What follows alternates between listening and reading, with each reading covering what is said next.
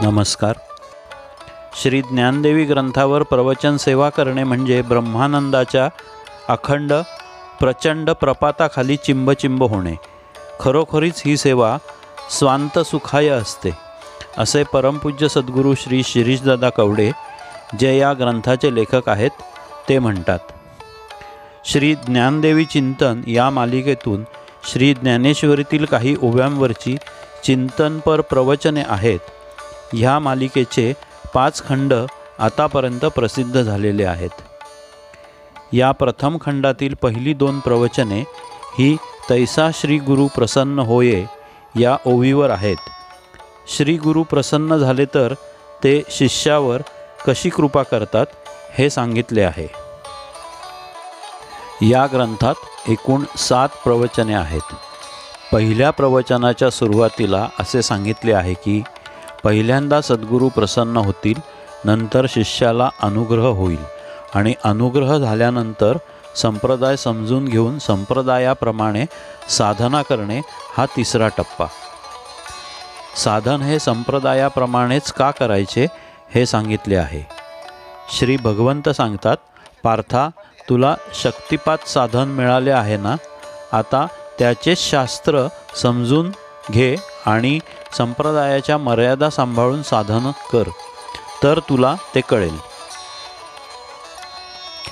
ते पुढे म्हणतात, एखाद्याने नाना खटपटी करून एक चांगली गाय शोधली, ती पुढे दूध देती झाली, तरी देखील त्या मालकाला जर दूध दोहायची हातोटी माहीत नसेल तर उपयोग होत नाही.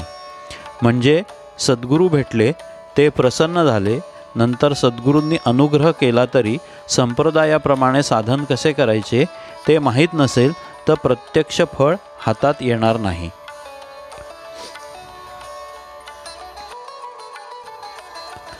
आता संप्रदाय कशाला म्हणायचे?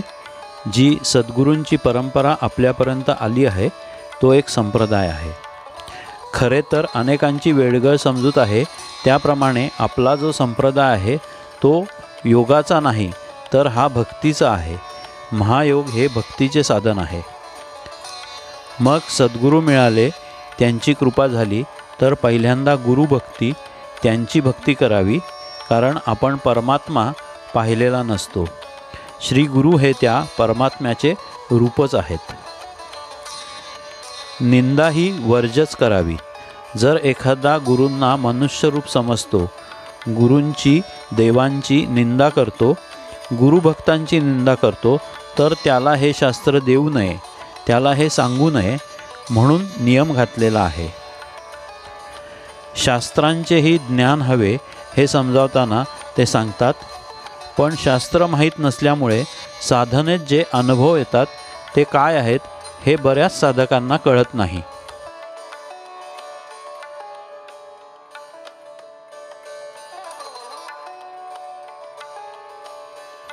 सद्गुरूंना धरून राहावे. अरे धरायचे काय? त्यांनी कृपा केली ती कृपा धरून ठेवायची, त्यांचे स्मरण धरून ठेवायचे. परमार्थ सिद्ध होण्यासाठी सद्गुरूंच्या बरोबर जावे लागते, त्यांना सोडून चालत नाही. पुढे दुसऱ्या प्रवचनात ते सांगतात, सद्गुरूंचे सामर्थ्य आणि शिष्याची तयारी असे 2 भाग शास्त्रांनी सांगितले आहेत. तो शिष्य कसाही मठ्ठ असला तरीही शिष्याच्या अंगाने विचार केला तर शिष्याची तयारी ज्या प्रमाणात असते त्या प्रमाणातच तो सद्गुरूंकडून कृपाशक्ती घेतो. आणि तसेच शिष्य कसाही असला तरी त्याला आपल्यासारखाच बनवू शकतात, हे सद्गुरूंचे विशेष सामर्थ्य आहे.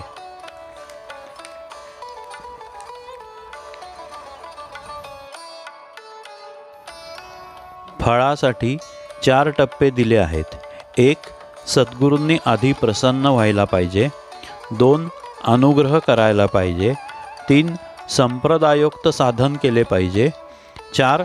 मगच फळ मिळेल. मग साधनेसाठी पथ्ये सांगितली आहेत. पहिले पथ्य मनाचा निर्धार. शरीर आणि मन हे आपल्याला वेगवेगळ्या प्रसंगांनी झुलवत असते, भुलवत असते, तर साधना करायची सोडून बाकी दुनियाभरच्या गोष्टी आपण करतो. साधनेसाठी वेळच मिळत नाही. मग अनेक कारणेही त्याला आडवी येतात. लक्षावधी कोट्यावधी लोकांच्या घरात त्याच ठराविक प्रपंचाच्या गोष्टी घडतात. या सगळ्यातून प्रपंचामधून वेगळे व्हायचे आहे. साधनेचेही पथ्य असते. ते असे सांगितले आहे की साधनेबद्दल शंका न घेता साधनेत जे अनुभव येतील त्याने फुगून न जाता आपल्या साधनेची वल्गना न करता ते गुप्तच ठेवून साधन करायचे आहे. साधनेबद्दलची गुप्तता अत्यंत महत्त्वाची आहे. साधक एखादे वेळी तापसही असेल आणि गुरुभक्तही असेल, पण त्याच्या ठिकाणी गुरूंनी जे सांगितले ते ऐकण्याची इच्छा जर नसेल, त्याबद्दल चालच नसेल, कदरच नसेल, तरी ते चालणार नाही. तुम्ही म्हणाल शास्त्रांचा विस्तार अपरंपार आहे, आम्ही काय काय वाचावे, परंतु आपल्या परंपरेने सांगितले आहे ते ग्रंथ तर आपल्याला उपलब्ध आहेत ना. अगदी परमपूज्य सद्गुरू श्री मामा असताना त्यांनी श्री वामनराज प्रकाशन काढले. साधकांना अत्यंत महत्त्वाचे व आवश्यक तेवढेच आपण त्यातून छापतो. बरे, साधकांना काही भुर्दंड पडू नये म्हणून प्रिंटिंग कॉस्टमध्येच ते साहित्य आपण उपलब्ध करून देतो. अशी जर उत्तरोत्तर कडक मापे आपण स्वतःला लावली आणि विचार केला की आपण हे पाळतो का, आपल्याला आत्मसाक्षात्कार पथसुलभ झालेलाच आहे. आणि जर यामध्ये कुठे त्रुटी भासत असेल तर ती साधक म्हणून पूर्ण करण्याचा कसून प्रयत्नही आपण केला पाहिजे. धन्यवाद.